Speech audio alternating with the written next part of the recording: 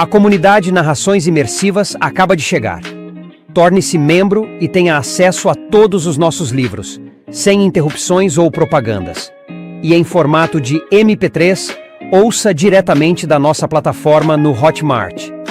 Por menos de uma Coca-Cola por mês, você assina nossa comunidade e apoia diretamente nosso trabalho. Não perca mais tempo e venha curtir mais uma forma de ouvir narrações imersivas. Link para assinar a comunidade na descrição ou no primeiro comentário fixado. Fique agora com mais um episódio imersivo.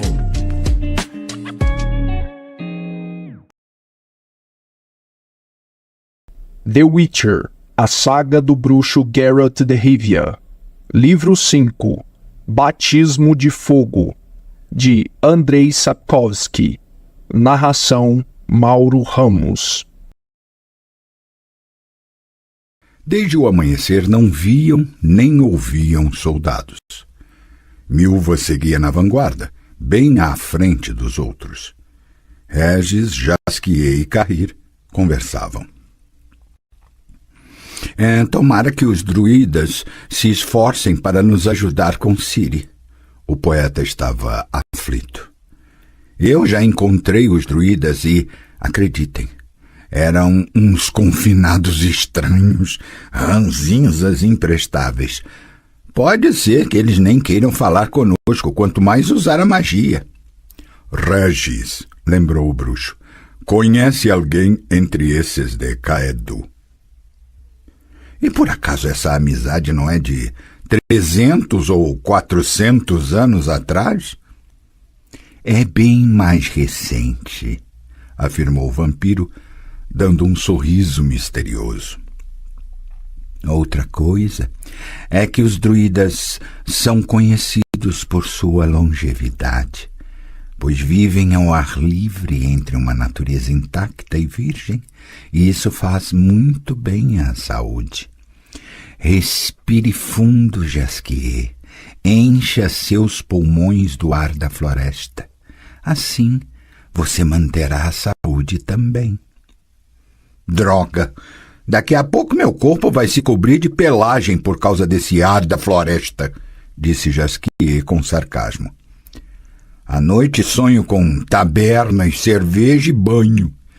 E a natureza virgem pode ir se lascar, levada por uma doença primitiva. Tenho minhas dúvidas quanto a seu impacto positivo sobre a saúde, especialmente a psíquica. Os druidas mencionados aqui constituem o melhor exemplo, pois são uns excêntricos, uns esquisitos. São absolutamente loucos por essa sua natureza e a proteção dela. Inúmeras vezes os vi levando petições aos governantes para que fosse proibido caçar, cortar as árvores, despejar estrume nos rios e outras bobagens desse tipo. E o cúmulo de sua burrice foi quando uma delegação inteira apareceu na corte do rei Etain em Cidaris, toda enfeitada de coroas de visgo. Eu presenciei o que eles queriam. Geralt ficou curioso. Cidaris, como sabem, é um dos reinos em que a maioria da população sobrevive da pesca. Os druidas exigiram que o rei ordenasse usar redes com determinado tamanho de malhas e que punisse aqueles que utilizassem redes com malhas menores do que as permitidas. Etain ficou boquiaberto e os visguentos explicaram que as malhas grandes servem para proteger os peixes da extinção. O rei levou-os até o terraço, mostrou-lhes o mar e contou o caso do mais corajoso de seus navegadores, que percorreu as águas em direção ao oeste por 2 meses e retornou, pois no navio a água doce estava prestes a acabar e ele não avistava nenhum sinal de terra no horizonte. Como eles, os druidas, conseguiam imaginar que os peixes de um mar tão grande poderiam acabar? Claro que poderiam, afirmaram os visguentos. Mesmo que a pesca marítima fosse a maneira mais duradoura de conseguir alimentos diretamente da natureza, chegaria um tempo em que faltariam peixes e haveria fome. Por isso era preciso usar redes de malhas maiores, pegar peixes crescidos protegendo os pequenos. Itaim perguntou quando, de acordo com a opinião deles, chegaria esse tempo difícil de fome. Os druidas responderam que, segundo seus prognósticos, dali a 2000 anos. O rei despediu-se com gentileza e pediu que voltassem dali a aproximadamente 1000 anos e que então iam pensar em alguma solução. Os visguentos não entenderam a piada e começaram a se revoltar.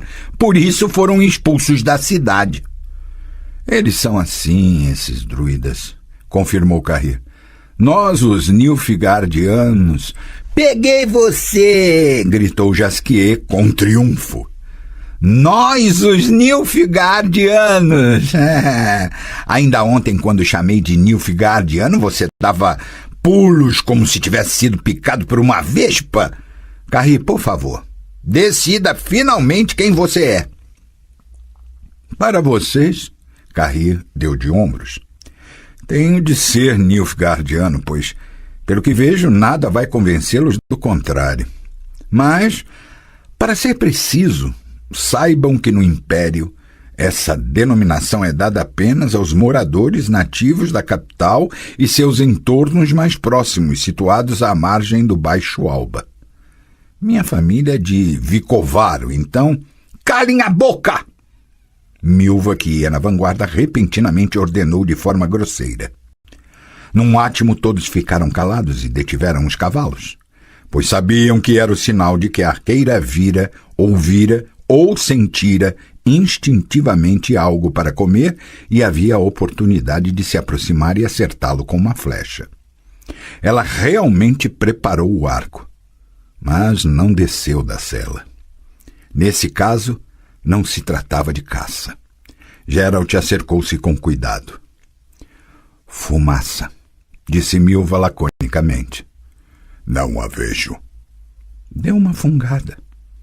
O olfato da arqueira era aguçado, embora o cheiro da fumaça fosse muito fraco.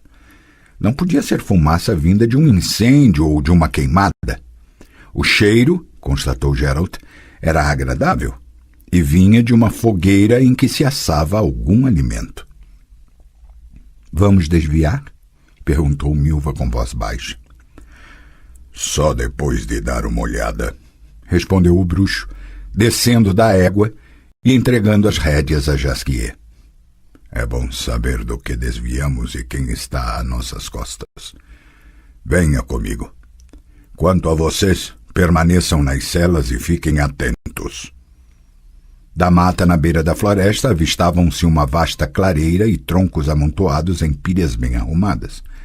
Um fino rastro de fumaça subia por entre as pilhas. Geralt acalmou-se um pouco.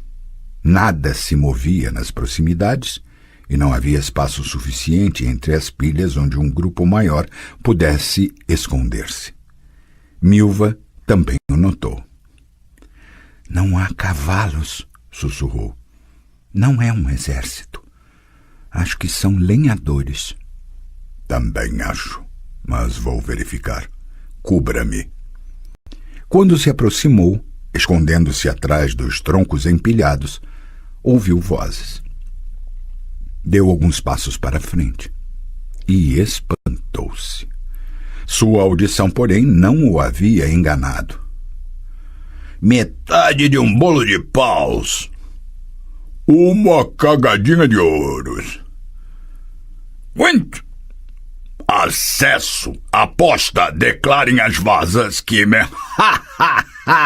É um valete com pau pequeno. Deu mole. Vai se cagar todo antes de conseguir juntar uma cagadinha. Vamos ver. Põe um valete. Pegou? Ei, Yazon. Você apostou mal, seu cu de pato. Por que você não entrou com a dama, seu cagão? Pegaria esse pau? O bruxo decidiu manter a cautela, já que muitos indivíduos também podiam jogar Gwent e se chamar Yazon. No entanto, repentinamente ele ouviu um conhecido grazinar rouco por entre as vozes dos jogadores. Puta que pariu! Como vão, rapazes? Geralt saiu de trás dos troncos empilhados. Estou contente de ver todos vocês, inclusive o papagaio. Caralho! Zoltan Chivai, espantado, Deixou as cartas caírem e logo se levantou de maneira tão brusca que o marechal de Campo Duda, que estava em seu ombro, remexeu as asas e soltou um grito de pavor. Bruxo, seu filho de uma égua! Ou será que é uma miragem? Percival, você está vendo o mesmo que eu? Percival, Schuttenbach, Muro Bruis, Yazonvarda e Figis Merluzo cercaram o bruxo e lhe deram tapinhas amigáveis. E, quando o resto do grupo apareceu por trás das pilhas de madeira, os gritos de alegria aumentaram adequadamente. Milva! Regis! Bradou Zoltán, abraçando todos. Jasquier, vivo, embora com a cabeça enfaixada. E aí, músico safado, que tal compormos mais uma banalidade melodramática? É a vida pura, nada de poesia. E sabe por quê? Porque não se submete à crítica. E onde está? Jasquier olhou em volta. Caleb Stratton. De repente, Zoltán e sua companhia ficaram calados e sérios. Caleb, finalmente falou o anão, fungando o nariz. Dorme enterrado embaixo de uma bétula, longe de seu querido Monte Carbon. Quando os negros nos surpreenderam à beira do Ina, corria muito devagar. Não conseguiu chegar até a floresta. Levou um golpe de espada na cabeça e, quando caiu, atravessaram-no com lanças. Mas chega, vamos sorrir. Já o lamentamos o suficiente. Precisamos nos alegrar, pois vocês conseguiram sair vivos do tumulto. Aliás, pelo que vejo, a companhia cresceu. Carrir inclinou a cabeça diante do olhar atento do anão, mas não proferiu nenhuma palavra. Sentem-se, convidou Zoltán. Estamos assando uma ovelha. Nós a encontramos há alguns dias, solitária e triste. Não permitimos que tivesse uma morte ruim de fome ou na boca de um lobo. Então a abatemos com piedade e a preparamos para comer. Sentem-se. Regis, peço que você venha aqui comigo. Geralt, você também. Atrás das pilhas de madeira, havia duas mulheres sentadas. Uma delas amamentava um recém-nascido. Quando os viu se aproximando, virou-se timidamente. Próximo a ela estava uma jovem com o braço envolto num pano sujo, brincando na areia com duas crianças. Mal ergueu os olhos embaçados e indiferentes em sua direção, o bruxo a reconheceu. Conseguimos desamarrá-la da carroça, que já estava queimando, explicou o anão. Faltou pouco para ela terminar do jeito que queria aquele sacerdote determinado a acabar com ela. Passou pelo batismo de fogo. Foi atingida pelas chamas, que deixaram seu braço em carne viva. Tratamos do modo que sabíamos, passamos gordura por cima, mas a ferida não está cicatrizando. Barbeiro cirurgião, se você puder, agora mesmo. Quando Regis foi tirar a atadura, a jovem soltou um gemido, recuou e cobriu o rosto com a mão sã. Geralt aproximou-se para segurá-la, mas o vampiro o afastou com um gesto. Olhou fundo nos olhos da garota, que logo se acalmou e ficou mais dócil. A cabeça caiu levemente no peito. Ela nem estremeceu quando Regis descolou o pano sujo com cuidado e passou uma pomada com um forte cheiro esquisito no braço queimado. Geralt virou a cabeça, olhou para as duas mulheres e as duas crianças e depois para o anão. Zoltán pigarreou. Encontramos as mulheres e os moleques já aqui, em Angren, explicou com voz baixa. Perderam-se durante a fuga. Estavam sozinhos, amedrontados e com fome, então decidimos agregá-los e estamos cuidando deles. Foi uma coincidência. Foi uma coincidência, repetiu Geralt sorrindo ligeiramente. Zoltán Shivai, você é um altruísta convencido. Todos nós temos algum defeito.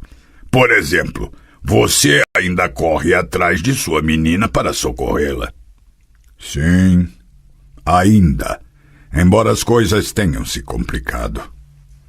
Por causa desse Nilfgaardiano que antes o perseguia e agora se juntou à companhia?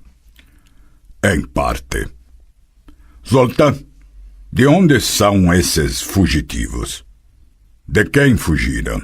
De Nilfgaard ou dos esquilos? É difícil adivinhar. As crianças não sabem porra nenhuma. E as mulheres andam caladas e com medo, sabe-se lá por quê. Se alguém xinga ou peida na frente delas, ficam vermelhas como beterrabas. Mas não importa. Encontramos também outros fugitivos, lenhadores, e foram eles que nos contaram que Nilfgaard está rondando por estas terras. Talvez sejam aqueles nossos velhos conhecidos da incursão que vinha do oeste, do outro lado do Ina. E provavelmente estão aqui também os destacamentos que vieram do sul, do outro lado do Jaruga. Contra quem estão lutando? É um mistério. Os lenhadores falaram de um exército comandado por uma tal Rainha Branca que está derrotando os negros. De acordo com os relatos, ela seguia em direção à outra margem do Jaruga com sua tropa, levando a espada e o fogo para as terras imperiais. Que exército seria esse? Não tenho a mínima ideia. Zoltán coçou a orelha. Sabe, todos os dias cavaleiros armados passam por aqui rachando a terra com os cascos dos cavalos. Mas não perguntamos quem são. Nós nos escondemos no mato. Regis, que havia conseguido tratar do braço queimado da garota, interrompeu a conversa. O curativo tem de ser trocado todos os dias. Falou para o anão. Vou deixar para vocês a pomada e gaze, que não cola nas queimaduras. Obrigado, barbeiro cirurgião. O braço vai cicatrizar, informou o vampiro baixinho, olhando para o bruxo. Depois de algum tempo, até a cicatriz desaparecerá da pele jovem. O pior é o que se passa na cabeça dessa coitada. Minhas pomadas não têm capacidade de tratar desse tipo de problemas. Geralt permaneceu em silêncio. Regis enxugou as mãos num pano. É o destino ou uma maldição, disse, ainda com voz baixa. Sentir a doença no sangue, toda a essência da doença, mas não poder curá-la. Pois é. Zoltán suspirou. Uma coisa é tratar da pele, mas quando a mente está enferma, não há o que fazer. Apenas ser atencioso e cuidar dela. Obrigado pela ajuda, barbeiro cirurgião. Pelo visto, você também se juntou à companhia do bruxo. Sim, foi uma coincidência. Zoltán alisou a barba. E onde vocês pretendem procurar Ciri? Vamos para o leste, rumo a Caedu, para o círculo, druida. Estamos contando com a ajuda dos druidas. Não há ajuda, falou com voz melódica e metálica a jovem com bandagem no braço sentada ao pé da pilha de madeira. Não há ajuda, apenas sangue e batismo de fogo. O fogo purifica, mas também mata. Regis segurou com força o braço de Zoltán espantado e com um gesto ordenou que permanecesse calado. Geralt, que sabia o que era um transe hipnótico, permaneceu em silêncio e não se moveu. Os que derramaram sangue e os que beberam sangue, continuou ela com a cabeça abaixada, pagarão com sangue. Não se passarão nem 3 dias e um morrerá no segundo, e então algo morrerá em cada um. Morrerão pouco a pouco, devagarinho, E quando finalmente as botas de ferro ficarem desgastadas e as lágrimas secarem, morrerá o restante que sobrar. Morrerá também aquilo que nunca morre. Diga, falou Regis baixinho e com delicadeza. Diga o que você vê. Bruma, uma torre envolta pela bruma. É a torre da gaivota, num lago congelado. O que mais você vê? Bruma. O que você sente? Dor. Regis não conseguiu fazer mais perguntas. A jovem agitou a cabeça, soltou um grito louco e gemeu. Quando ergueu os olhos, via-se neles apenas uma bruma. Geralt, que ainda passava os dedos na lâmina com inscrições rúnicas, lembrou-se de que depois desse acontecimento Zoltán começou a tratar Regis com mais respeito e deixou de usar o tom familiar com que antes se dirigia a ele. De acordo com o pedido de Regis, não contaram nada aos outros sobre o episódio estranho. O bruxo não ficou muito preocupado com tudo isso.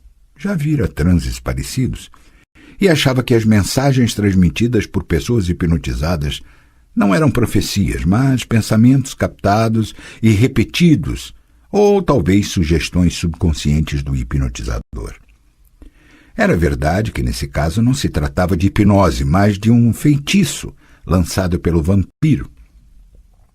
E Geralt ficou pensando que mensagens a moça enfeitiçada teria captado da mente de Regis se o transe tivesse durado mais.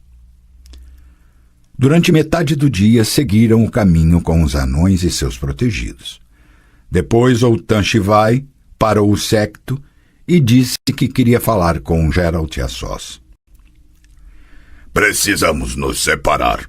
Foi direto ao assunto. Geralt, nós tomamos uma decisão. Ao norte já é possível avistar os picos celestes de Marrakán e esse vale leva diretamente para as montanhas. Chega de aventuras. Estamos voltando para nossa terra, ao pé do Monte Carvão. Entendo. Que bom que você entende. Desejo sorte para você e sua companhia. Permita-me observar que é uma companhia um tanto estranha. Eles querem me ajudar, falou o bruxo com voz baixa. É algo novo para mim. Por isso, decidi não perguntar sobre os motivos. Tomou uma sábia decisão. Zoltán tirou das costas seu cirril anão guardado na bainha de laca envolto em pele de cabra. Pegue, leve-o com você, antes que nossos caminhos se separem. Zoltán, não fale. Apenas o leve.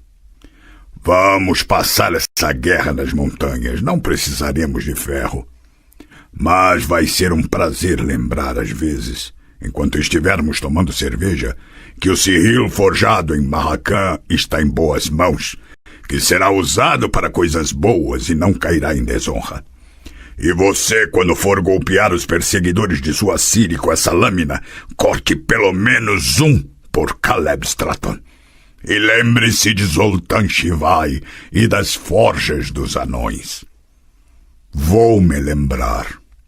Geralt aceitou a espada e pendurou-a transversalmente nas costas. Você pode ter certeza de que vou me lembrar de vocês. Neste mundo mal, Zoltán Shivai, a bondade, a honestidade e a justiça permanecem guardadas na memória. É verdade. O anão semicerrou os olhos. Por isso não vou me esquecer de você nem dos desertores na clareira daquela floresta, assim como não vou me esquecer de Regis e da ferradura na brasa. Quanto à reciprocidade nesse assunto... Suspendeu a voz, pigarreou, tossiu e cuspiu. Geralt, nós assaltamos um comerciante nas redondezas de Diligem, um ricaço que lucrava com o comércio ravecariano. Fizemos uma emboscada depois de ele carregar o ouro e as pedras preciosas na carroça e fugir da cidade. Defendia suas posses como um leão. Pedia socorro e por isso levou uns golpes de cunha na cabeça até ficar calmo e quietinho. Você se lembra daqueles baús que carregamos, depois colocamos na carroça e finalmente enterramos às margens do rio Ó? Esse era o tesouro ravecariano roubado. Um saque sobre o qual planejamos construir nosso futuro. Por que está me contando isso, Zoltan?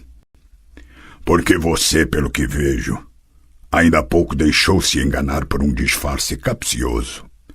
Aquilo que você considerava bondade e integridade era, na verdade, maldade e desprezo escondidos sob uma bonita máscara. Bruxo, é fácil enganá-lo, pois você não procura descobrir os motivos. Mas eu não quero enganá-lo. Por isso, não olhe para essas mulheres e crianças. Não considere o anão que está à sua frente um ser justo e generoso. Está aqui, diante de você, um ladrão, ou talvez um assassino, pois não excluo a possibilidade de o comerciante ter morrido no fosso à beira da estrada de terra batida que leva a Dilinchen. Permaneceram calados por um longo tempo, olhando para o norte e as montanhas distantes cobertas de nuvens. Passe bem, Zoltan, falou Geralt finalmente. Talvez as forças, em cuja existência estou começando a acreditar, façam com que nos reencontremos um dia. Gostaria que fosse assim. Gostaria de ter a oportunidade de apresentá-lo a Ciri. Gostaria que ela o conhecesse. Mas, mesmo que isso não aconteça, saiba que não vou me esquecer de você. Passe bem, anão. Você vai apertar a mão de um ladrão e bandido? Sem hesitar, pois já não é tão fácil me enganar como antes.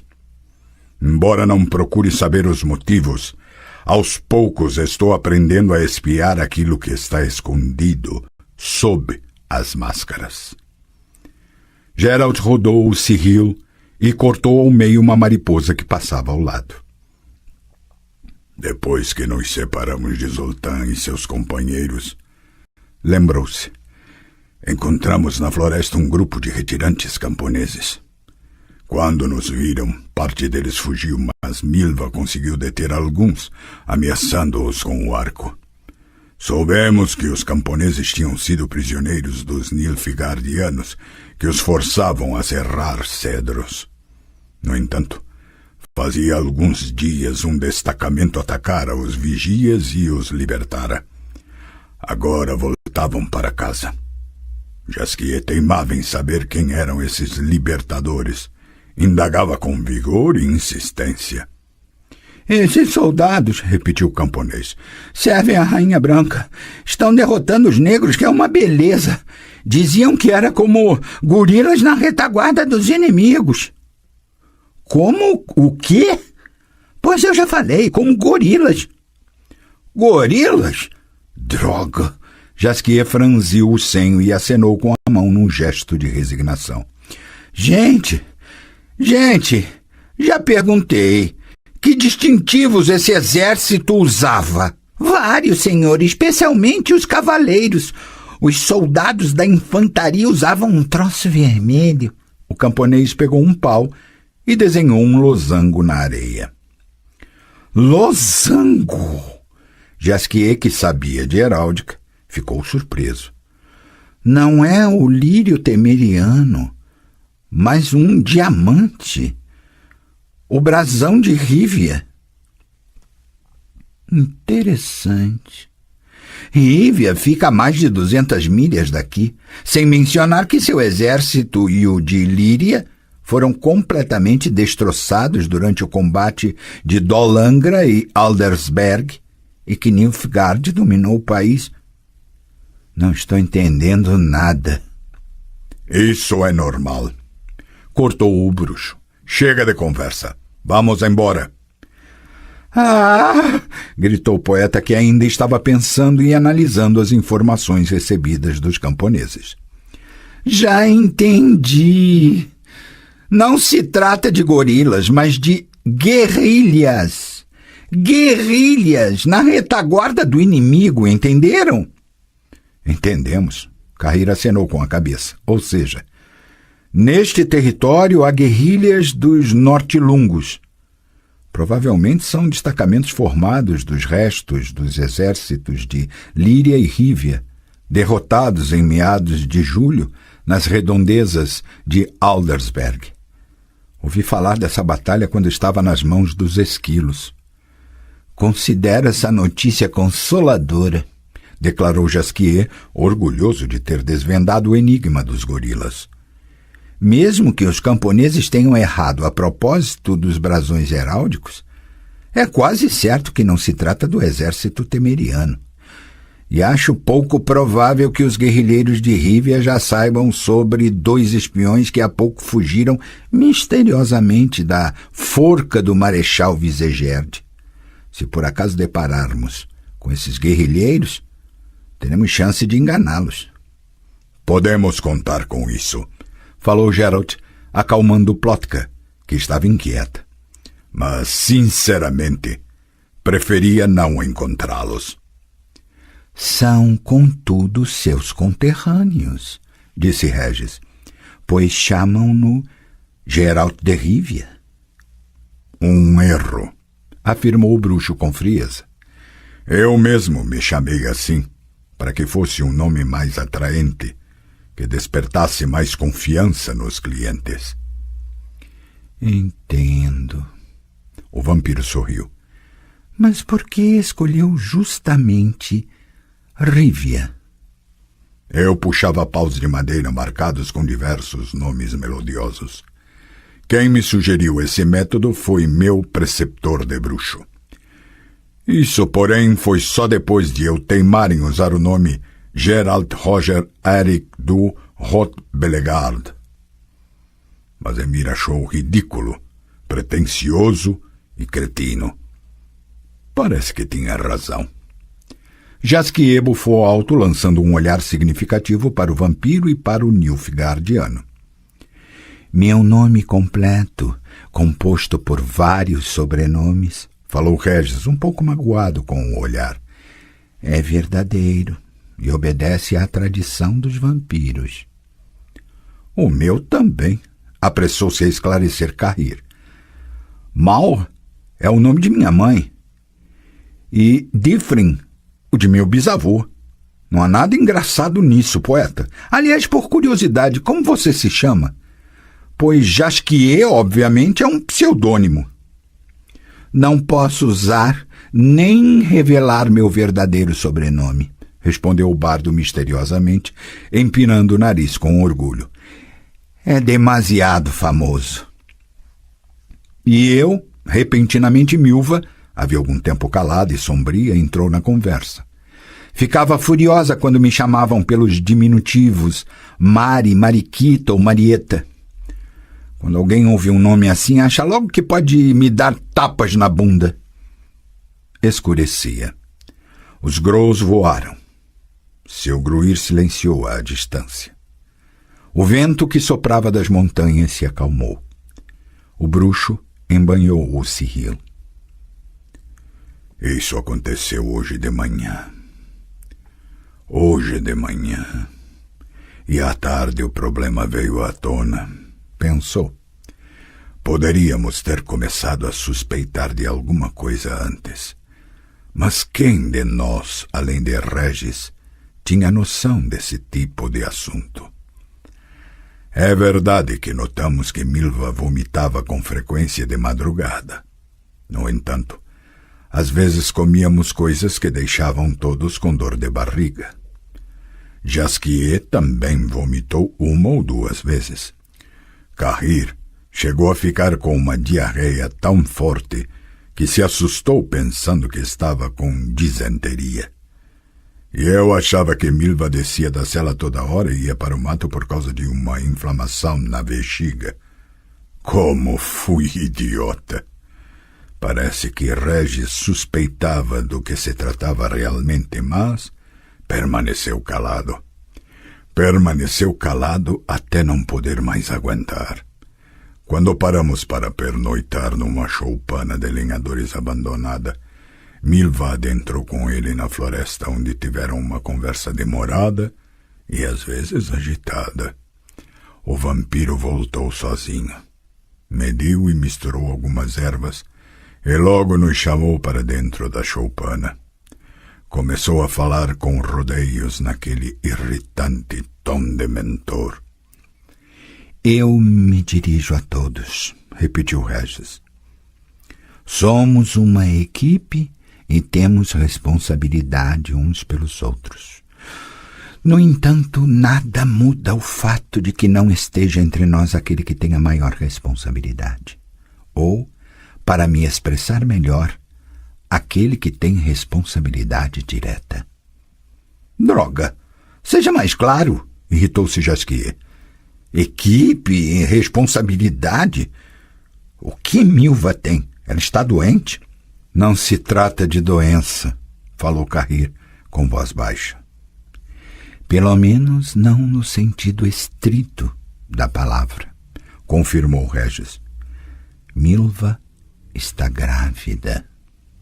Carrir acenou com a cabeça, confirmando o que já suspeitava. Jasquier, no entanto, ficou atônito. Geralt mordeu os lábios. De quantos meses? Ela se recusou e de maneira bastante grosseira a me informar qualquer data, inclusive a das últimas regras. Mas eu tenho meu conhecimento. Vai completar a 10ª semana. Evite então fazer referências patéticas à responsabilidade direta, falou Geralt seriamente. Não foi nenhum de nós. Se você tinha dúvidas em relação a isso, então estou tirando-as agora. Contudo, você estava certo ao falar que temos responsabilidade uns pelos outros. Ela está conosco agora. Num átimo, fomos promovidos ao papel de maridos e pais. Aguardamos ansiosamente o que o médico vai nos dizer. Ela precisa alimentar-se bem e com regularidade, começou a enumerar Regis. Nada de estresse.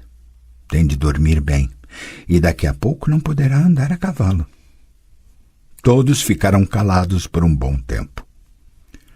Certo, disse Jasquier finalmente. Temos um problema, senhores maridos e pais. Maior do que pensam, falou o vampiro. Ou menor. Tudo depende do ponto de vista. Não estou entendendo. Pois deveria, murmurou Carrir. Milva pediu, continuou Regis após um instante, que eu preparasse e lhe desse um medicamento forte e radical. Ela acha que isso vai remediar o problema. Está decidida. E você o que deu para ela? Regis sorriu. Sem abordar o assunto com os outros pais? O medicamento que ela pede, disse Carrir baixinho, não é uma panaceia maravilhosa. Tenho 3 irmãs, sei o que estou dizendo. Parece que ela acha que à noite tomará infusão e no dia seguinte seguirá o caminho conosco. Nada disso. Por uns 10 dias não adiantará nem sonhar que conseguirá subir na cela.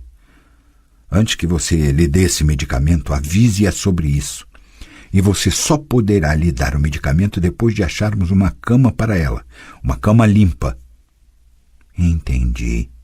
Regis acenou com a cabeça. Uma voz a favor. E você, Geralt? Eu o quê? Meus senhores, o vampiro fitou todos com seus olhos escuros. Não finjam que não estão entendendo. Em Nilfgaard, falou Carrir, enrubescendo e abaixando a cabeça. Apenas a mulher decide sobre esse tipo de coisas. Ninguém tem o direito de influir em sua decisão.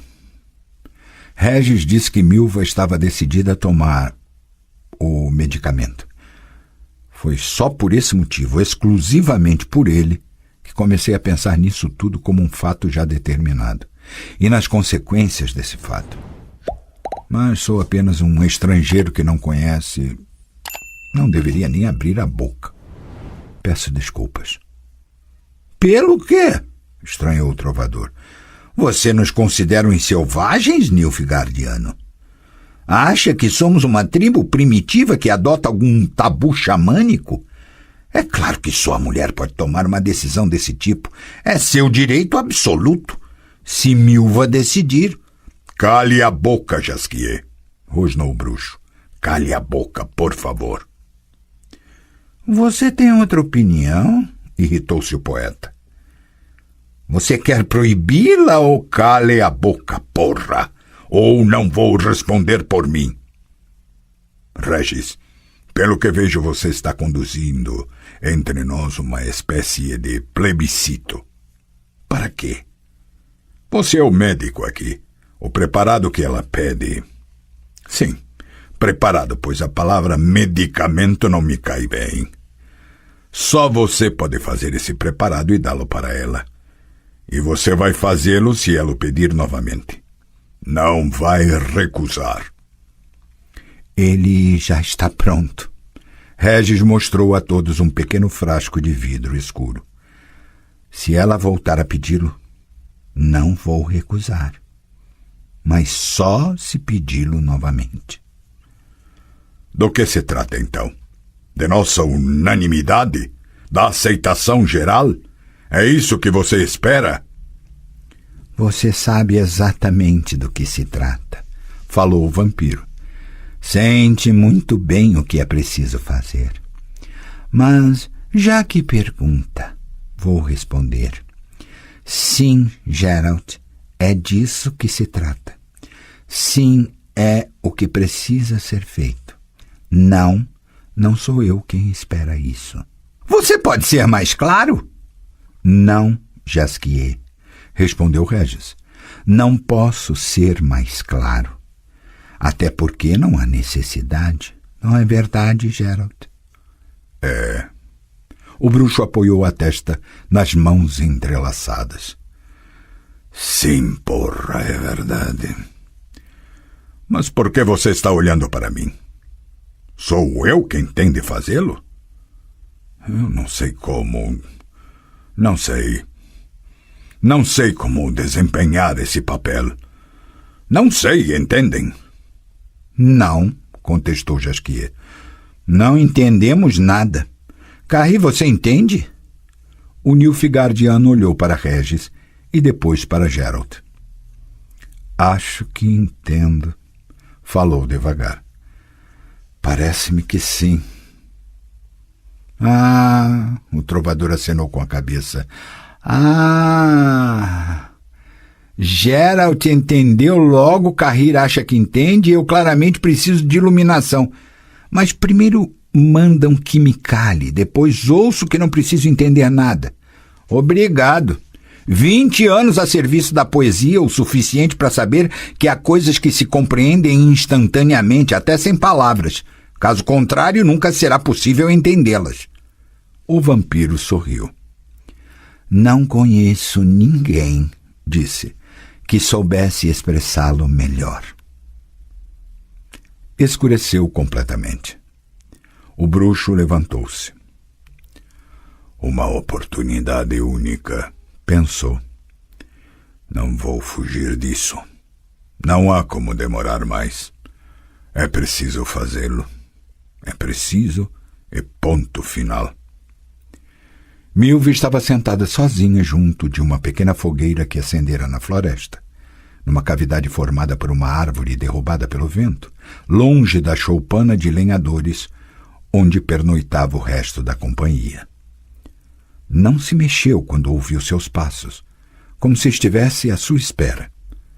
Apenas se afastou um pouco, fazendo espaço para ele no toco da árvore caída. E aí? Disse bruscamente, não lhe dando tempo para falar alguma coisa. Um problemão, não é? O bruxo não respondeu. Você nem suspeitava quando nós partimos, não? Quando você me aceitou na companhia, deve ter pensado: não importa que ela é uma garota grosseira e burra do campo, você simplesmente me deixou ir. Talvez não seja a melhor companheira de conversa durante o caminho, pensou, mas pode ser útil. É saudável, forte, sabe manejar o arco, não vai machucar a bunda na sela e numa situação de risco não vai se cagar de medo. Vai ser útil. E, em vez de ser útil, me tornei um obstáculo, um peso. Uma garota burra do campo acabou do mesmo jeito que as mocinhas. Por que me seguiu? Perguntou Geralt baixinho. Por que não ficou em Brokilon? Você sabia? Sabia, interrompeu Milva bruscamente. Estava entre as dríades que sabem num instante o que as meninas têm. Não há como esconder delas. Souberam antes de mim. Mas eu não esperava enfraquecer tão rápido. Pensava, quando surgir a oportunidade, vou tomar uma infusão de cravagem ou de qualquer outra coisa do tipo, e logo o problema desaparecerá. Isso não é tão fácil. Eu sei. O vampiro me falou. Demorei demais, meditei, fiquei em dúvida. Agora não vai ser fácil. Não me referia a isso. Droga, ela falou após um instante. E eu que achava que Jasquier seria uma boa desculpa. Pois pensava que ele era fraco, mole, despreparado para enfrentar as dificuldades, que só fingia ser forte e depois de algum tempo não conseguiria seguir o caminho e teria de ser escoltado. Imaginava que, se a situação piorasse, eu voltaria com Jasquier. Ele me pegou. Está aí, Jasquier, o valente. E eu... Sua voz tremeu. Geralt abraçou-a e logo sentiu que era o gesto pelo qual ela esperava e do qual precisava muito. A rigidez e a severidade da arqueira de Brokilon desapareceram num átimo e ficou apenas a brandura delicada e trêmula de uma garota apavorada.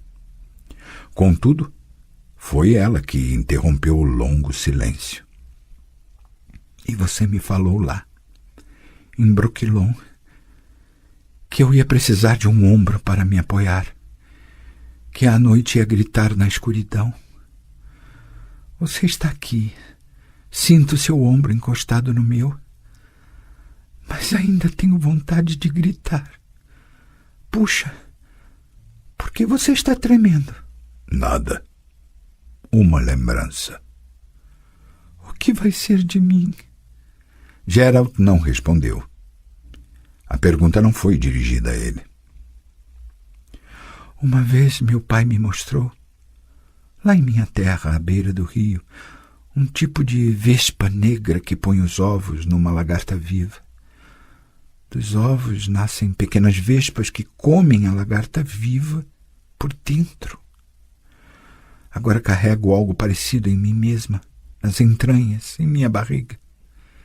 Cresce, continua a crescer e vai me comer viva. Milva. Maria.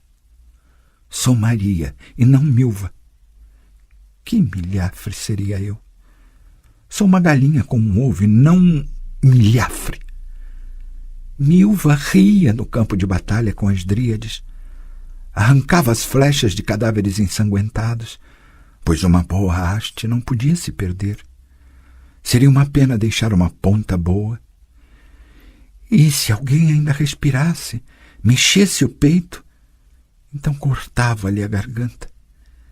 Era a tal destino que Milva levava essas pessoas e depois ria. Seu sangue grita agora. Aquele sangue, feito veneno de uma vespa, come Milva por dentro. Maria paga por Milva. O bruxo permanecia calado, sobretudo porque não sabia o que falar. A arqueira encostou em seu braço com mais força ainda. Eu escoltava um comando para Brokilon, falou baixinho. Foi em Queimados, em junho, no domingo anterior ao solstício de verão. Fomos surpreendidos, houve um embate.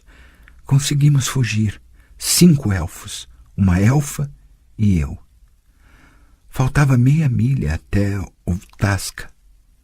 Atrás de nós e à nossa frente estava a cavalaria e em volta a escuridão, lamaçais, pântanos. À noite nos escondemos nos amieiros. Os cavalos precisavam descansar e nós também. Foi então que a elfa tirou a roupa sem falar nada e deitou. E o primeiro elfo foi deitar com ela. Fiquei apavorada, não sabia o que fazer.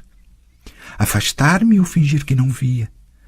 O sangue pulsava em minhas têmporas e de repente ela falou: quem sabe o que o amanhã vai trazer? Quem atravessará a Uvtasca e quem abraçará a terra? Enka mine. Ou seja, um pouquinho de amor. Só assim, segundo ela, se pode combater a morte. E o medo. Eles tinham medo, ela e eu também. Então me despi e deitei ao lado em cima de uma manta. Quando o primeiro me abraçou, cerrei os dentes, pois não estava pronta, e sim apavorada e seca. Mas ele era sábio, pois era elfo, embora parecesse jovem. Sábio, carinhoso, cheirava musgo, capim e orvalho. Depois eu mesma estendi os braços até o segundo, com vontade. Um pouquinho de amor. Só o diabo sabe quanto amor e medo havia naquilo. No entanto, tenho certeza de que o medo prevalecia, pois o amor era fingido, mesmo que fingido habilmente, como num teatro de arraial em que, se os atores forem talentosos, você logo esquece o que é fingimento e o que é real. E havia medo, de verdade. O bruxo permanecia calado. Contudo, não conseguimos vencer a morte. Ao amanhecer, mataram 2 antes que chegássemos à margem do Uvtasca. Dos 3 que sobreviveram, não vi mais nenhum. Minha mãe dizia que uma mulher sempre sabe de quem é o fruto que carrega no ventre. Mas eu não sei. Nem sabia o nome daqueles elfos. Como poderia saber? Diga como! O bruxo permanecia calado. Deixava que seu ombro falasse por ele. Na verdade, por que eu precisaria saber? O vampiro logo vai preparar a infusão de cravagem. Vocês vão me deixar em algum vilarejo? Não fale nada. Permaneça calado. Sei como você é. Não é capaz sequer de deixar essa égua teimosa abandoná-la ou substituí-la por outra, embora ameace fazê-lo toda hora. Você não é um daqueles que abandonam. Agora, porém, há uma necessidade maior. Não vou conseguir ficar sentada na cela depois de tomar a infusão. Mas saiba que, quando ficar boa, vou atrás de vocês, pois quero que você encontre sua Ciri, bruxo. Quero que você a encontre e recupere com minha ajuda. Foi por isso que você veio comigo, disse Geralt, esfregando a testa. Foi por isso. Milva abaixou a cabeça. Foi por isso que você veio comigo, repetiu ele. Você veio comigo para ajudar a salvar um filho que não era seu. Você queria pagar. Queria pagar uma dívida que já naquela época, quando partiu, estava prestes a contrair. O filho de outro em troca do seu. E eu prometi ajudá-la quando fosse preciso. Milva, eu não posso ajudá-la. Acredite, não posso. Dessa vez foi ela quem permaneceu calada. Ele sentia que não devia ficar em silêncio. Naquele tempo, em Brokilon, contraí uma dívida com você e jurei que a pagaria. Agi de forma irrazoável e estúpida. Você me socorreu no momento em que eu precisava muito de ajuda. Não há como pagar uma dívida assim. Não há como pagar por algo que não tem preço. Algumas pessoas dizem que tudo, absolutamente tudo no mundo tem seu preço. É mentira. Há coisas que não têm preço. São inestimáveis. A maneira mais fácil de reconhecê-las é pelo fato de que, uma vez perdidas, ficarão perdidas para sempre. Eu próprio perdi muitas coisas assim. Por isso, hoje, não posso ajudá-la. Você acabou de me ajudar, respondeu Milva com muita calma. Você nem imagina como me ajudou. Mas agora se afaste, por favor. Deixe-me sozinha. Vá, bruxo. Vá antes que você destrua meu mundo por completo. Quando, ao amanhecer, retomaram o caminho, Milva ia à frente, calma e sorridente. E quando Jasquier, que cavalgava atrás dela, começou a tocar o alaúde, ela assobiava ao ritmo da melodia. Geralt e Regis fechavam o séquito. Em determinado momento, o vampiro olhou para o bruxo, sorriu e acenou com a cabeça num gesto de admiração e reconhecimento, sem proferir uma palavra sequer. Depois tirou um pequeno frasco de vidro escuro de sua bolsa de médico e mostrou-o a Geralt. Sorriu novamente e jogou o frasco no mato. O bruxo permaneceu calado. Quando pararam para saciar a sede dos cavalos, Geralt afastou-se com Regis para conversar. Mudança de planos, comunicou de maneira seca. Não vamos atravessar o Isgith. O vampiro ficou em silêncio por um momento, fitando-o com seus olhos negros. Se eu não soubesse, disse finalmente, que você, bruxo, tem medo apenas de verdadeiros riscos, pensaria que ficou preocupado com a fala absurda daquela moça louca. Mas você sabe. Então, vai pensar com mais lógica. Claro. Mesmo assim, gostaria de chamar sua atenção para duas coisas. Primeiro, o estado em que Milva está não é nem doença, nem deficiência. É óbvio que ela tem de se cuidar, mas está completamente saudável e em plena forma física. Diria até que está mais em forma do que antes. Os hormônios... Deixe esse tom de mentor e a soberba de lado, interrompeu Geralt, pois está começando a me irritar. Esse foi o primeiro assunto, lembrou Regis, dos 3 que eu queria abordar. O segundo é o seguinte: quando Milva notar sua superproteção, quando perceber que você está paparicando-a e zelando por sua segurança como se ela fosse um ovo, simplesmente vai ficar zangada.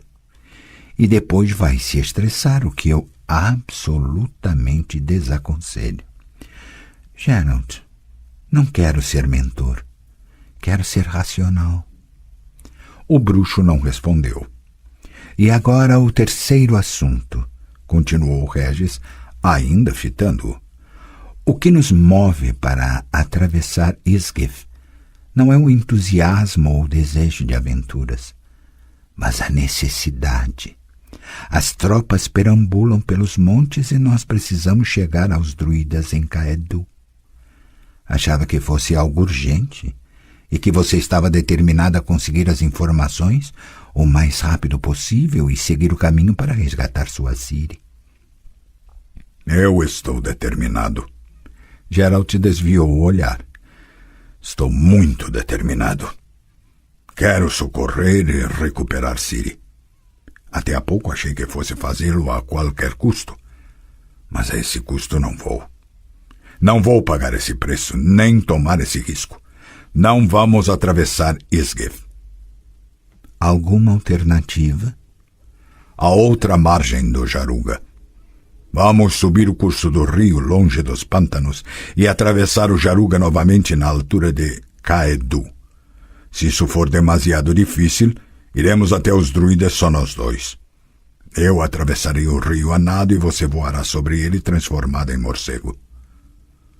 Por que você está me olhando assim? Não é também mais um mito e uma superstição que um rio constitui um obstáculo para um vampiro? Ou será que estou errado? Não, você não está errado. Mas eu posso voar apenas durante a lua cheia. Faltam só 2 semanas. Quando chegarmos ao local certo, a lua já estará quase cheia. Geralt, falou o vampiro sem tirar os olhos do bruxo. Você é um homem estranho. Só para esclarecer, não se trata de algo pejorativo. Tudo bem, então.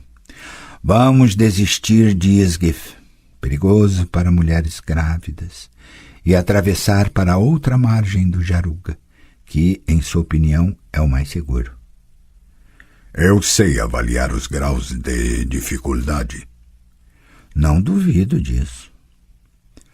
Não fale nada, nem para Milva, nem para os outros.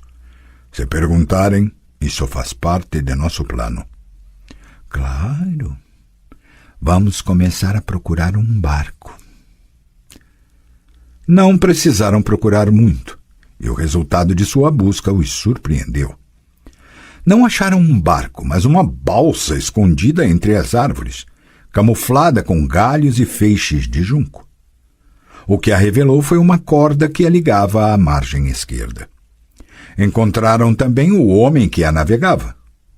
Quando se aproximaram, ele escondeu-se rapidamente no mato, mas Milva o rastreou e o arrastou de lá pelo colarinho, assustando também seu ajudante, um rapaz forte, de ombros largos e rosto de idiota. O balseiro tremia de medo, e seus olhos inquietos procuravam algo em sua volta feito 2 ratos e um celeiro vazio. Para a outra margem, gemeu quando soube o que eles queriam. De jeito nenhum. As terras lá são de Nilfgaard. É tempo de guerra. Se me pegarem, vão me empalar. Eu não vou. Podem me matar, mas eu não vou. Podemos matar, então. Milva cerrou os dentes. Mas antes podemos dar porrada. Abra a boca mais uma vez e você vai ver do que somos capazes. O tempo de guerra. O vampiro olhou para o balseiro. Com certeza não atrapalhe o contrabando, não é, bom homem? Pois é para isso que serve sua balsa, instalada espertamente longe dos postos de receita reais e nilfgaardianos. Ou estou equivocado? Então, vamos lá. Empurre-a para a água. Essa vai ser a solução mais razoável, acrescentou Carrir, acariciando a empunhadura da espada. Se você demorar, vamos atravessar o rio sozinhos, mas aí sua balsa ficará na outra margem, e para recuperá-la você terá de ir nadando. Se nos levar, sentirá medo por uma horinha, depois voltará e se esquecerá de tudo. E se você resistir, seu burro, rosnou Milva, eu vou dar uma porrada tão grande em você que vai se lembrar de nós até o inverno. Diante de argumentos sólidos e indiscutíveis, o homem cedeu e logo toda a companhia subiu na balsa. Alguns dos cavalos, especialmente Plotka, resistiam e não queriam embarcar, mas o balseiro e seu ajudante bobo colocaram neles alçapremas de paus e cordas. A destreza com que o fizeram comprovava que já haviam transportado cavalos roubados pelo Jaruga. O grandão burro pôs-se a girar a roda que propulsionava a balsa e então desatracaram. Quando começaram a navegar no Talvek e sentiram o vento soprar, seu humor melhorou. Atravessar o Jaruga era para eles algo novo, uma etapa que marcava de maneira nítida o progresso da viagem. Diante deles estava a margem nilfgaardiana, o limite, a fronteira. Repentinamente todos se animaram, e do nada, até o ajudante idiota do balseiro começou a assobiar e cantarolar uma melodia cretina.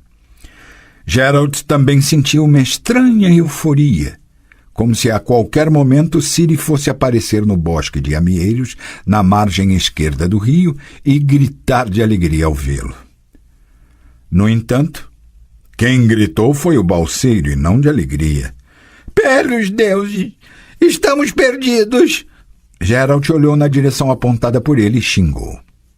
Entre os amieiros, na margem alta, reluziam armaduras e ouvia-se a retumbante batida de cascos. Em poucos segundos, o embarcadouro, na margem esquerda, encheu-se de cavaleiros.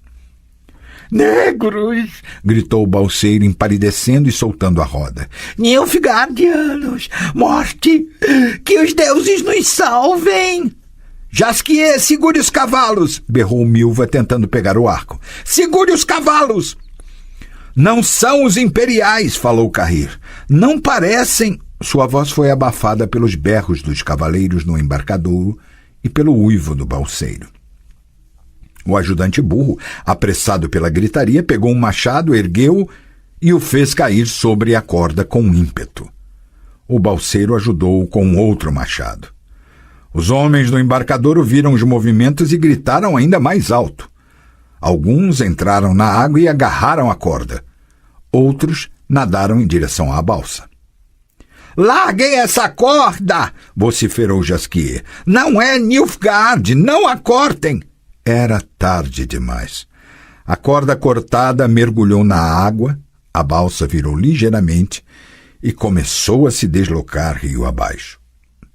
Os cavaleiros que estavam na margem soltaram um grito horripilante. Jasquier está certo! Disse Carrir sério. Não são os imperiais! Estão na margem de Nilfgaard, mas não são nilfgaardianos. Claro que não, gritou o poeta. Estou reconhecendo os distintivos, águias e losangos. É o brasão de Líria. São guerrilheiros lirianos. Ei, gente!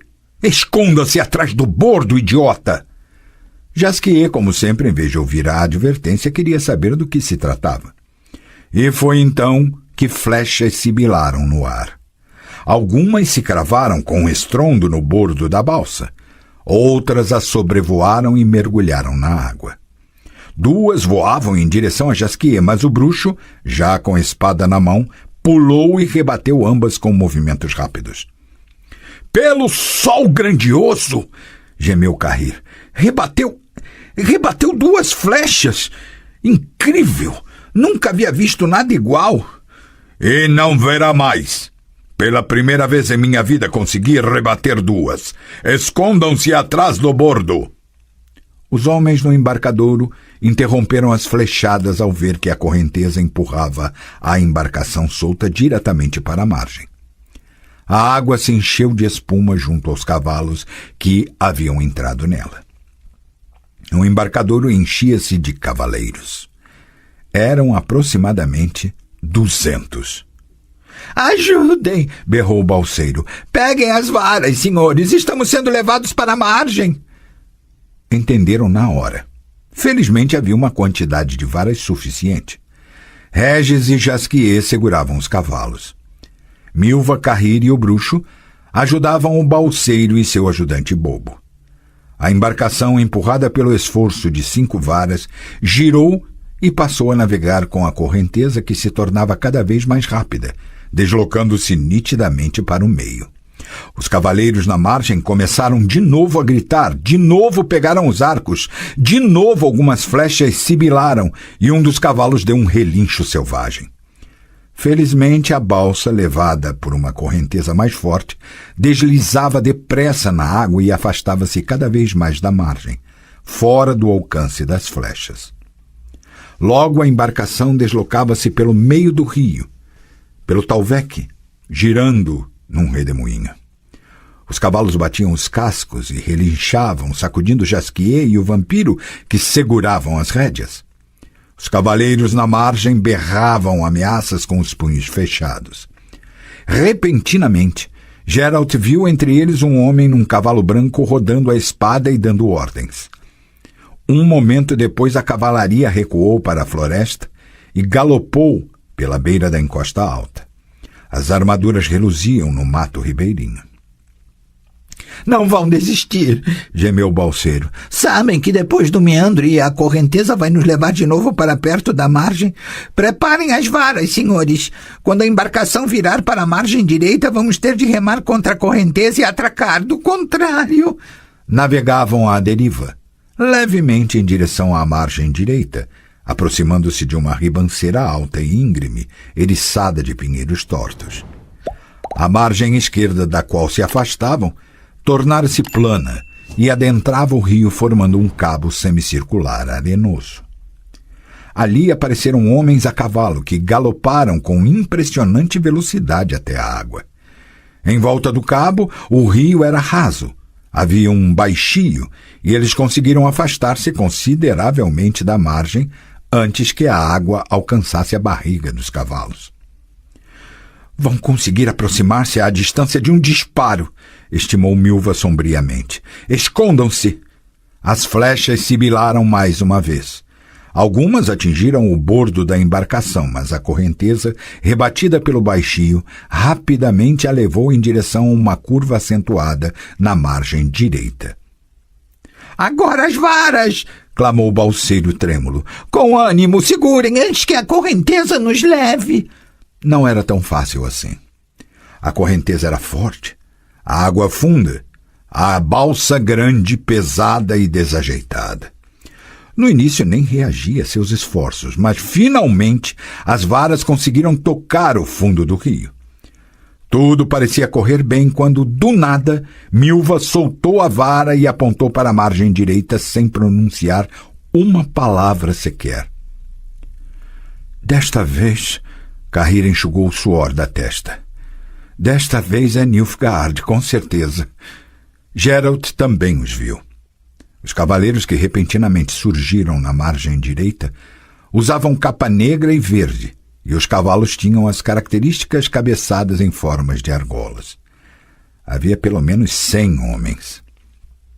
Agora já era, gemeu o balseiro. Minha nossa, são os negros.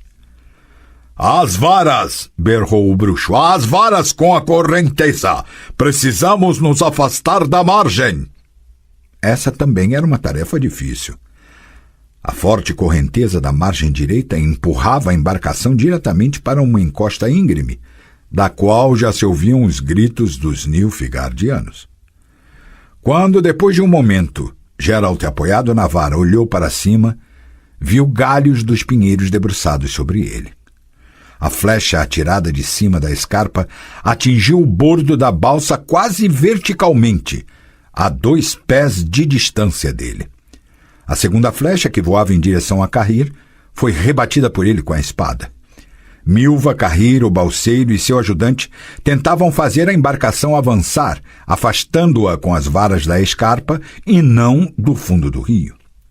Geralt largou a espada, pegou novamente a vara e ajudou-os.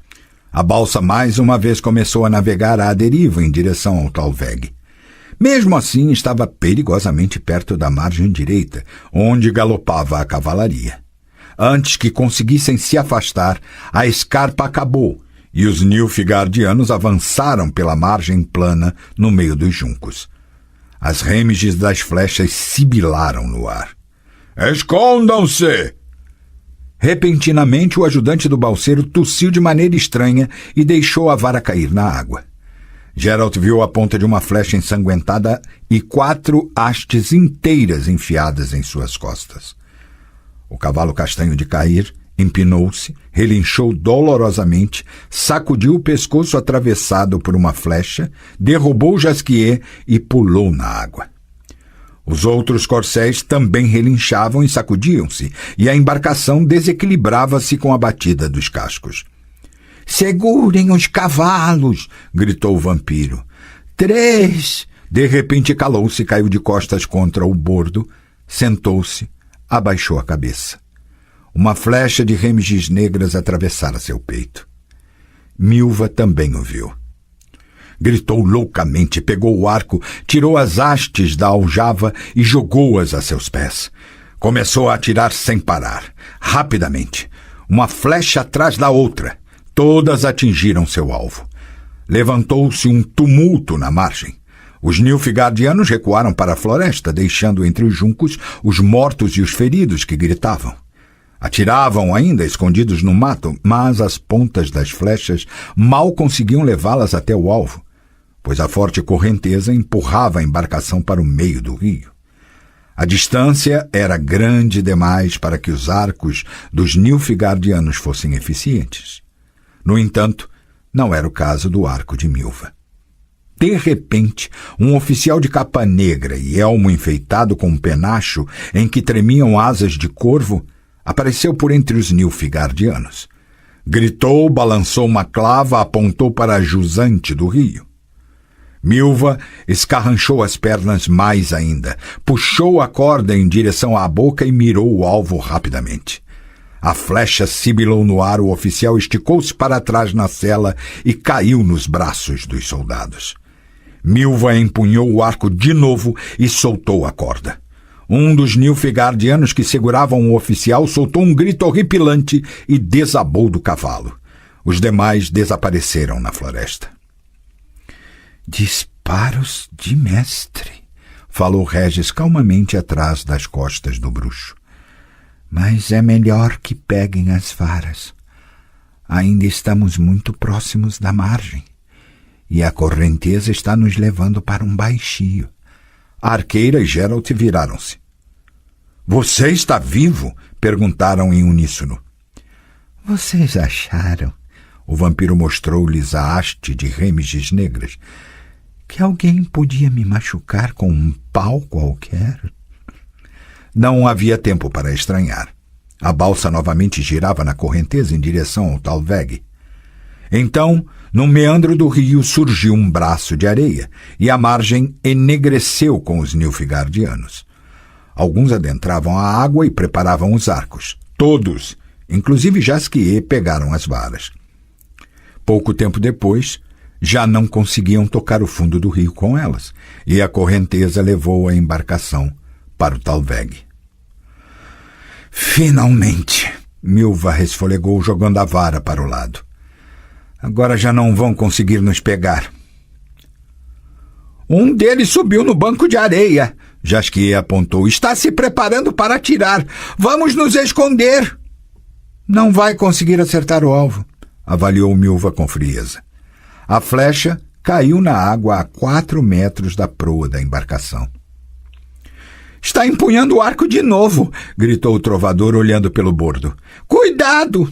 Não vai acertar, repetiu Milva, ajeitando o protetor no antebraço esquerdo. Tem um arco bom, mas é um arqueiro de merda. Está ansioso. Depois de atirar, sacode-se todo e treme como uma mulher com um caracol preso entre as nádegas. Segurem os cavalos para que nenhum deles esbarre em mim. Dessa vez, a flecha lançada pelo Nilfgaardiano cortou o ar acima da embarcação. Milva ergueu o arco, escarranchou as pernas, esticou a corda rapidamente, encostando-a na bochecha, e soltou-a com delicadeza, sem mudar a posição nem se deslocar uma polegada sequer. O Nilfgaardiano caiu na água impetuosamente como se tivesse sido acertado por um raio e foi levado pela correnteza. Sua capa negra inflou feito um balão. É assim que se faz. Milva abaixou o arco. Mas é tarde demais para ele aprender. Os outros vão galopar atrás de nós. Carreira apontou para a margem direita. E garanto que não vão interromper a perseguição, especialmente depois que Milva acertou um oficial. O rio serpeia, no próximo meandro a correnteza vai nos levar de novo até a margem. Eles sabem disso e vão esperar. Por enquanto me preocupa outra coisa, gemeu o balseiro, levantando-se dos joelhos e livrando-se do ajudante. Estamos sendo empurrados para a margem esquerda. Os deuses estão brincando de queimada conosco. E é tudo culpa sua, senhores. Serão responsabilizados pelo sangue derramado. Cale a boca e segure a vara! Na margem esquerda, plana e agora mais próxima, tumultuavam-se os cavaleiros identificados por Jasquier como guerrilheiros lirianos. Gritavam, acenavam com as mãos. Um deles, montado num cavalo branco, chamou a atenção de Geralt. Não estava certo, mas parecia ser uma mulher de armadura, embora sem elmo, de cabelos claros.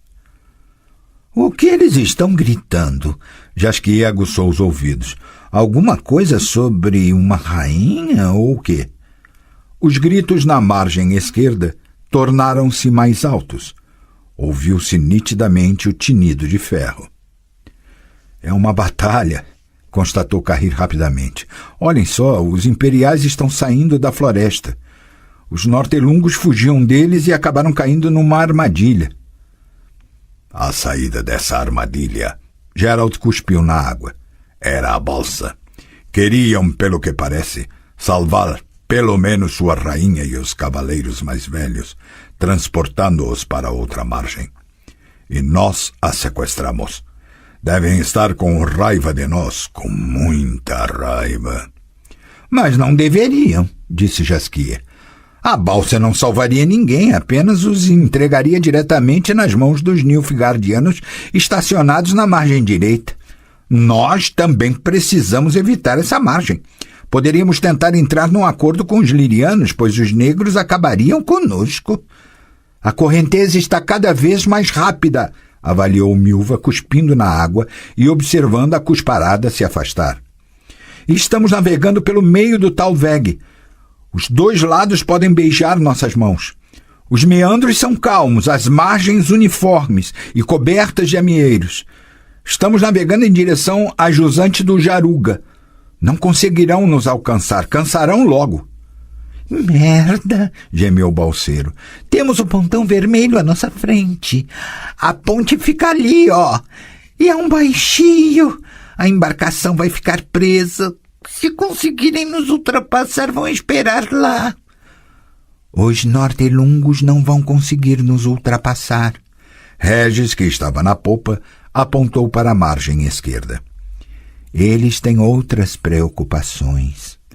Realmente, na margem direita ocorria uma batalha. Seu centro estava oculto pela floresta e só se deixava perceber pelo clamor bélico. No entanto, em muitos lugares na água ribeirinha, cavaleiros negros e coloridos chocavam as espadas umas contra as outras e os cadáveres caíam na correnteza do Jaruga. O tumulto e o tinido de ferro aos poucos silenciavam, e a embarcação deslizava majestosa e rapidamente a jusante. Navegavam pelo meio do Talveg, e nas margens cobertas de vegetação não se viam homens armados, nem se ouviam os sons de perseguição. Geralt começava a achar que tudo ia acabar bem, quando depararam com uma ponte de madeira que ligava as duas margens. Embaixo da ponte, o rio desviava de bancos de areia e ilhotas. A maior delas sustentava um dos pilares da ponte. Na margem direita havia uma doca, cheia de árvores cortadas e pilhas de madeira. Ali o rio é raso, bufou o balseiro. Podemos passar apenas pelo meio, à direita da ilha. É onde a correnteza está nos levando, mas peguem as varas, pois podemos precisar delas se ficarmos atolados. Há soldados, Carrir cobriu os olhos com a mão. Nessa ponte. Na ponte e na doca. Todos já haviam visto os soldados. E então todos viram também um bando de homens a cavalo de capa negra e verde sair correndo da floresta atrás da doca e atacar esse exército.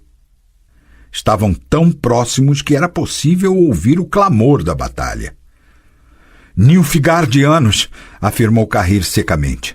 Aqueles que nos perseguiam. Então, esses que estão na doca são nortelungos. Peguem as varas, gritou o balseiro. Talvez consigamos passar enquanto se dá a batalha. Não conseguiram passar. Estavam muito perto da ponte quando ela estremeceu sob os pés dos soldados que corriam. Por cima da cota de malha usavam uma túnica branca adornada com o símbolo do losango vermelho. A maioria estava equipada de bestas, logo apoiadas no balaústre da ponte e apontadas para a balsa, que se aproximava cada vez mais. Pelos deuses, não atirem! Berrou Jasquier com toda a força. Não atirem! Não somos inimigos! Os soldados não ouviram, nem pareciam querer ouvir. A salva de bestas teve consequências trágicas. Acertaram o balseiro enquanto ele tentava regular a posição da balsa com a vara. A seta o atravessou. Carrir, Milva e Regis conseguiram esconder-se atrás do bordo. Geralt desembainhou a espada e rebateu uma seta, mas havia uma série delas.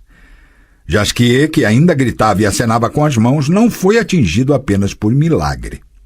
A chuva de setas provocou um verdadeiro massacre entre os cavalos. O lobuno, acertado por 3, caiu de joelhos. O corcel negro de Milva foi abatido e caiu aos coices, assim como o garanhão castanho de Regis. Plotka, acertada na cernelha, empinou-se e pulou na água. "Não atirem!" clamava Jasquier. "Não somos inimigos!" Dessa vez, funcionou. A balsa, levada pela correnteza, atascou-se num banco de areia e ficou parada. Todos saltaram para a ilha ou para a água, desviando dos cascos dos cavalos que se sacudiam de sofrimento dando patadas. Milva foi a última, pois de um momento para o outro seus movimentos tornaram-se tenebrosamente lentos. "Foi atingida por uma seta", pensou o bruxo, vendo-a arrastar-se com esforço pelo bordo e cair na areia.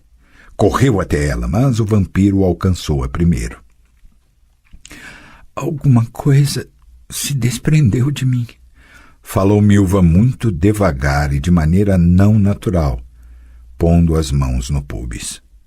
Geralt viu as pernas das calças de lã escurecendo com o sangue. "Derrame isso em minhas mãos." Regis entregou-lhe um frasco que havia tirado de sua bolsa. "Derrame isso em minhas mãos, rápido." "O que ela tem?" "Está abortando. Passe-me uma faca, preciso cortar sua vestimenta. E afaste-se." "Não", disse Milva. "Quero que fique comigo." Uma lágrima correu por sua bochecha. A ponte foi tomada por uma troada de botas de soldados. "Geralt!" berrou Jasquier. O bruxo, ao ver o que o vampiro fazia com Milva, virou a cabeça, envergonhado. Avistou os soldados de túnica branca correndo a toda pela ponte e ouviu gritos vindos da doca na margem direita. "Estão fugindo!" bufou Jasquier, galgando até ele e puxando-o pela manga. "Os Nilfgaardianos já estão chegando à ponte pela direita. Lá a batalha ainda não acabou, mas a maioria dos soldados está fugindo para a margem esquerda. Você está ouvindo? Nós também precisamos fugir." "Não podemos." Geralt cerrou os dentes. "Milva abortou. Não poderá andar." Jasquier xingou sordidamente. "Então, vamos carregá-la", declarou. "É nossa única chance." "Não é a única", falou Carrir.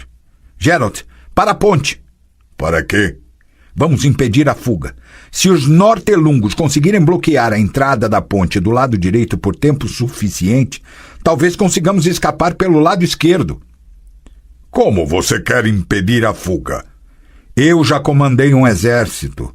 Suba na ponte pelo pilar." Assim que subiram, Carrir comprovou que realmente tinha experiência em controlar um surto de pânico entre os soldados. "Aonde vocês estão indo, seus cagões? Aonde, filhos da puta?" berrava, acentuando as palavras com socos contra os fugitivos que caíam sobre as tábuas da ponte. "Parem! Parem, seus merdas!" Alguns fugitivos, apenas alguns, paravam apavorados pelos gritos e pelo brilho da espada que Carrir rodava nas mãos. Outros tentavam passar por trás de suas costas, mas Geralt também desembainhara a sua espada e se juntara ao espetáculo. "Aonde vocês vão?" gritou, imobilizando um dos soldados com um golpe firme. "Aonde? Parem! Voltem!" "Nilfgaard, senhor!" bradou Lansquenet. "Carnificina! Solte-me!" "Covardes!" vociferou Jasquier, subindo na ponte e emitindo uma voz que Geralt nunca ouvira. "Covardes sem vergonha! Corações de lebre! Estão fugindo para salvar a própria pele? Para viver em desgraça, cagões!" "São mais fortes, senhor! Não conseguiremos!" O centurião está morto, gemeu outro. Os decuriões fugiram. A morte se aproxima. Levantem a cabeça! Seus companheiros, gritou Cahir, rodando a espada, ainda estão no embate na entrada da ponte e na doca. Continuam lutando. Infame aquele que não os ajudar. Sigam-me! Jasquier, sussurrou o bruxo, desça para a ilha. Você e Regis precisam dar um jeito de levar Milva para a margem esquerda. E então? Por que ainda está parado aqui? Sigam-me! Berrou Cahir, apontando a direção com a espada. Quem acreditar nos deuses que me siga! Para a doca! Para dar porrada e matar! Dezenas de soldados agitaram as armas e responderam aos gritos, expressando diferentes graus de empolgação. Alguns dos que já haviam fugido ficaram envergonhados, retornaram e juntaram-se ao exército na ponte, inesperadamente comandado por um bruxo e por um Nilfgaardiano. Antes, porém, que o exército marchasse para a doca, apareceram cavaleiros de capa negra na entrada da ponte. Os Nilfgaardianos conseguiram forçar a defesa e passar para a ponte. As ferraduras ressoavam nas tábuas. Parte dos soldados tentou fugir novamente. Outra parte indecisa ficou. Cahir xingou, em Nilfgaardiano. Mas ninguém, além de Geralt, notou. É preciso terminar o que se começou, rosnou o bruxo apertando a espada na mão. Vamos para cima deles! Precisamos incentivar nossa tropa a lutar! Geralt! Cahir parou e olhou para ele com insegurança. Você quer que eu mate os meus? Não posso. Estou cagando para esta guerra! O bruxo rangeu os dentes. Mas aqui se trata de Milva. Você se juntou à companhia. Decida, ou você vai comigo ou toma partido dos de capa negra. Rápido! Vou com você! E aconteceu que um bruxo e um Nilfgaardiano aliado a ele clamaram loucamente, rodaram as espadas e correram sem pensar. 2 companheiros, 2 camaradas em direção ao inimigo comum para uma luta desigual. E esse foi seu batismo de fogo. Um batismo de luta mútua, de raiva, loucura e morte. Iam para a morte os 2 como 2 companheiros. Assim eles pensavam. Não sabiam que não morreriam naquele dia, naquela ponte que cruzava o rio Jaruga. Não sabiam que estavam predestinados a outro tipo de morte, em outro lugar e a outra hora. Os Nilfgaardianos usavam o distintivo de um escorpião de prata bordado nas mangas. Cahir abateu 2 com golpes rápidos de sua longa espada. Geralt massacrou outros 2 com seu cirril. Depois saltou sobre o balaústre da ponte e, correndo por ele, atacou mais alguns. Era bruxo, portanto tinha extraordinária facilidade para manter o equilíbrio, mas essa acrobacia surpreendeu e desconcertou os Nilfgaardianos. E eles morreram, surpresos e desconcertados, em consequência dos golpes executados pela lâmina da espada anã, que cortava as cotas de malha com tanta leveza como se fossem feitas de lã. O sangue jorrava por cima das vigas e tábuas escorregadias da ponte. Observando os embates e vitórias dos comandantes, o exército da ponte, cada vez mais numeroso, bradou em cor e soltou um berro no qual se percebia que o moral voltava e o espírito de guerra ressurgia. E os soldados que havia pouco tentavam fugir em pânico atacaram os Nilfgaardianos como lobos ferozes, cortando-os com espadas e machados, pungindo-os com lanças, golpeando-os com clavas e alabardas. Os balaústres romperam-se e os cavalos caíram na água com os cavaleiros de capa negra. O exército então se lançou para a entrada da ponte aos berros, empurrando Geralt e Cahir, comandantes fortuitos, à sua frente, impedindo-os de fazer aquilo que queriam fazer, ou seja, sair de lá furtivamente para resgatar Milva e depois fugir para a margem esquerda. A doca foi tomada pelo combate. Os Nilfgaardianos cercavam os homens que não fugiram e lhes cortavam o acesso à ponte. Os soldados resistiam bravamente atrás das barricadas feitas de toras de pinheiros e cedros. Quando viram o auxílio chegando, levantaram um brado de alegria, talvez um tanto precipitadamente. O resgate em formação em V havia empurrado e afastado os nilfgaardianos da ponte, mas agora, na entrada da ponte, sofria o contra-ataque do flanco da cavalaria. Se não fossem as barricadas e os troncos da doca, que tanto freavam a fuga como o avanço da cavalaria, a infantaria logo seria derrotada. A tropa, empurrada para as pilhas de madeira, entrou no embate. Aquilo era algo que Geralt não conhecia, uma espécie de luta completamente diferente.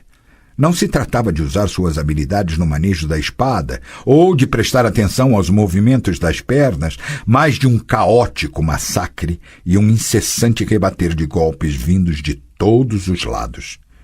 No entanto, ainda aproveitava o pouco merecido privilégio de comandante. Os soldados cercavam-no, protegiam-lhe os flancos, as costas, abriam espaço à sua frente para que ele pudesse entrar e matar. O tumulto, porém, crescia. O bruxo e sua tropa lutavam sem saber como, lado a lado com um grupo ensanguentado e desgastado de defensores da barricada, a maioria deles anões mercenários. Lutavam cercados pelos inimigos. E então apareceram as chamas. Um dos flancos da barricada, localizado entre a doca e a ponte, era uma enorme pilha de troncos e galhos de pinheiros, eriçada como um porco-espinho, um obstáculo imbatível para os cavalos e a infantaria. Agora a pilha era tomada pelo fogo, atiçado por uma tocha lançada por alguém. Os defensores recuaram, atingidos pela brasa e pela fumaça. Amontoados, cegos, atrapalhando-se mutuamente, começaram a morrer sob os golpes dos nilfgaardianos. Cahir salvou a situação. Como tinha experiência de guerra, impediu que a tropa concentrada à sua volta fosse cercada na barricada. Havia se separado do grupo de Geralt, mas já voltava. Até conseguir um cavalo com um jaez negro e agora, golpeando ao redor com a espada, ia em direção ao flanco. Atrás dele, os alabardeiros e lanceiros de túnica com losangos vermelhos entravam no vácuo gritando diabolicamente. Geralt posicionou-se diante da pilha de madeira em chamas e fez o sinal de Ard. Não contava com um grande efeito, pois havia semanas estava privado dos elixires de bruxo. No entanto, conseguiu o que queria. A pilha explodiu e se desfez, soltando faíscas. Sigam-me! Vociferou, cortando a têmpora de um nilfgaardiano que tentava forçar a barricada. Sigam-me! Pelo fogo! E seguiram-no, dispersando com as lanças a pilha ardente, lançando contra os cavalos nilfgaardianos pedaços de madeira em chamas agarrados com as mãos nuas. Batismo de fogo, pensou Geralt, aparando e rebatendo os golpes. Eu tinha de passar pelo fogo por Ciri, e agora o atravesso numa batalha com a qual não me importo e que não entendo. O fogo que me purificaria simplesmente está queimando meus cabelos e meu rosto. O sangue que fora derramado nele sibilava e evaporava. Avante, pelos deuses! Cahir, venha cá! Geralt! Cahir derrubou mais um nilfgaardiano da cela. Para a ponte! Siga para a ponte com a tropa! Vamos concentrar a defesa! Não terminou, pois um cavaleiro de corcelete negro sem elmo, com os cabelos soltos e ensanguentados, aproximou-se a galope e lançou-se contra ele. Cahir rebateu o golpe da longa espada, mas seu cavalo empinou-se e o derrubou. O nilfgaardiano abaixou-se para empurrá-lo contra o chão, porém desistiu de executar o golpe. Um escorpião prateado reluzia em sua brafoneira. Cahir! Gritou espantado. Cahir Aepsialar! Mortensen! Na voz de Cahir, estendido no chão, havia o mesmo espanto. Um anão mercenário de túnica com losangos parcialmente queimada e esfumaçada que corria ao lado de Geralt não perdeu tempo em espantar-se com qualquer coisa. Enfiou uma lança na barriga do nilfgaardiano com ímpeto e, ainda empunhando a haste, tirou-o da cela. Outro aproximou-se, pisou com a bota pesada na brafoneira do homem caído e meteu a ponta de um farpão diretamente na garganta. O Nilfgaardiano tossiu, vomitou sangue e arranhou a areia com as esporas. No mesmo momento, o bruxo levou um golpe na região lombar com algo muito pesado e duro. Caiu de joelhos, ouvindo um berro alto e triunfante. Viu os cavaleiros de capa negra dispersando-se para a floresta. Ouviu a ponte estremecendo sob os cascos da cavalaria que vinha da margem esquerda, carregando uma bandeira com uma águia rodeada por losangos vermelhos. E foi assim que terminou para Geralt a grande batalha da ponte sobre o rio Jaruga, não mencionada por nenhuma das crônicas posteriores. "Não se preocupe, senhor", disse o médico castrense, examinando as costas do bruxo. "A ponte foi derrubada. Não há perigo de ataque vindo da outra margem. Seus companheiros e aquela moça também estão seguros. É sua esposa?" "Não." "Pensei que fosse. É muito cruel, senhor, quando a guerra maltrata mulheres grávidas." "Cale-se. Não fale mais nada sobre isso." "Que bandeiras são essas?" "Não sabe para quem lutou? Estranho. É o exército liriano. Veja, a águia negra de Líria e os losangos vermelhos de Rívia." "Bem, terminei. Suas costas estão apenas machucadas. A região lombar vai doer um pouco, mas não é nada grave. Vai sarar." "Obrigado." "Eu que agradeço. Se não tivesse defendido a ponte, Nilfgaard teria matado todos nós na outra margem, empurrando-nos para o rio. Não teríamos conseguido escapar do ataque. O senhor salvou a rainha." "Passe bem, senhor. Vou examinar os outros feridos." "Obrigado." Sentado num tronco caído na doca, sentia-se cansado, dolorido e indiferente. Estava sozinho. Cahir desaparecera em algum lugar.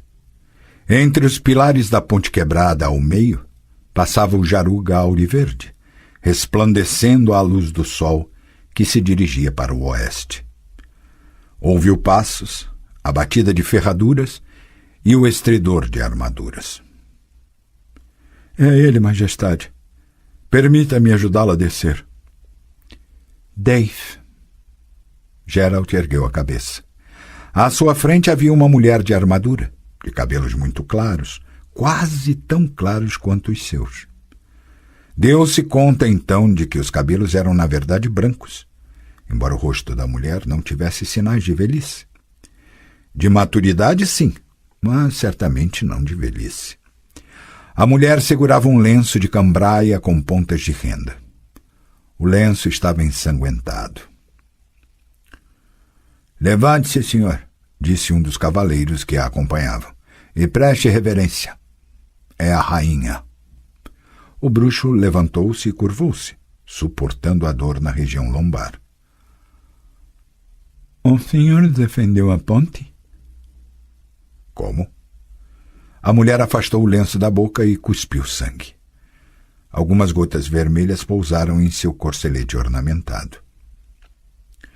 "Sua Majestade Mev, a rainha de Líria e Rívia", falou o cavaleiro de capa roxa, ornamentada com bordados dourados que estava a seu lado, "pergunta se foi o senhor que comandou heroicamente a defesa da ponte sobre o Jaruga." "Por acaso fui eu." "Por acaso?" A rainha tentou rir, mas não conseguiu. Franziu o senho, falou um palavrão, embora pouco claro, e cuspiu novamente. Antes de ela cobrir a boca, Geralt viu uma ferida feia e um buraco no lugar dos dentes da frente. Ela notou seu olhar. "Foi sim", disse por trás do lenço, fitando-o diretamente nos olhos. "Algum filho da puta me deu um foco na cara. Mas é só um detalhe." "A rainha Mev", declarou enfaticamente o cavaleiro de capa roxa. Estava na primeira linha, valente como um cavaleiro, confrontando as forças esmagadoras de Nilfgaard. Essa ferida é causadora, mas não deforma. E o senhor a salvou, e salvou nossa tropa também. Quando alguns traidores dominaram e sequestraram a balsa, essa ponte era para nós a única salvação. E o senhor a defendeu heroicamente. Pai Yodo, como o senhor se chama, herói? Eu? Claro que o senhor. O cavaleiro vestido de roxo lançou um olhar ameaçador para o bruxo. O que há de errado? O senhor está atordoado? Levou um golpe na cabeça? Não. Então responda quando a rainha pergunta. O senhor vê que foi ferida na boca, que tem dificuldades em falar? Deixe o Odo. Roxo curvou-se e depois olhou para Geralt. Qual é o seu nome? Que se dane, pensou o bruxo. Estou farto de tudo isso. Não vou mentir. Geralt. Geralt de onde? De lugar nenhum. Não foi orfenado cavaleiro? Maeve novamente ornamentou a areia a seus pés com uma cusparada de saliva misturada com sangue. Como? Ah, não. Não fui ordenado cavaleiro, majestade. Maeve desembainhou a espada. Ponha-se de joelhos. Geralt obedeceu, não conseguindo acreditar naquilo que acontecia, e continuando a pensar em Milva e no caminho que escolhera para ela, receoso por causa dos pântanos de Isgith. A rainha virou-se para Roxo. Você vai proferir a fórmula. Eu não tenho dentes. Pela valentia ímpar no combate por um fim justo, recitou o cavaleiro com ênfase. Pela prova dada de virtude, honra e lealdade à coroa, eu, Maeve, pela graça dos deuses, rainha de Líria e Rívia, por meu poder, direito e privilégio, ordeno o cavaleiro. Sirva com lealdade. Aguente este golpe, mas que nenhum outro lhe cause dor. Geralt sentiu o golpe da lâmina no ombro. Fitou os olhos verde claros da rainha. Maeve deu uma cusparada vermelha e espessa e cobriu a boca com um lenço. Piscou por cima da renda. Roxo aproximou-se da rainha e sussurrou. O bruxo ouviu as seguintes palavras: predicado, losangos de Rívia, estandarte e honra. Está certo. Maeve acenou com a cabeça. Falava com mais clareza, suportando a dor e enfiando a língua no buraco que ficou no lugar dos dentes. Você defendeu a ponte com os soldados de Rívia, valentes Geralt de lugar desconhecido. Foi por acaso. E eu, por acaso, vou lhe conceder este predicado. Geralt de Rívia. Preste reverência, senhor cavalheiro, sibilou Roxo. O cavaleiro Geralt de Rívia curvou-se acentuadamente para que sua suzerana, a rainha Maeve, não notasse seu sorriso, um sorriso amarelo, que não conseguia conter.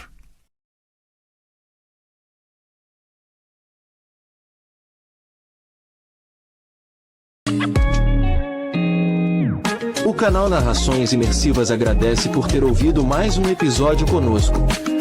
Acompanhe nossa página no Instagram e fique por dentro de todas as novidades do canal. E se você vê valor nesse projeto, considere apoiá-lo. Faça parte da nossa comunidade no Hotmart. Até a próxima com mais uma narração imersiva.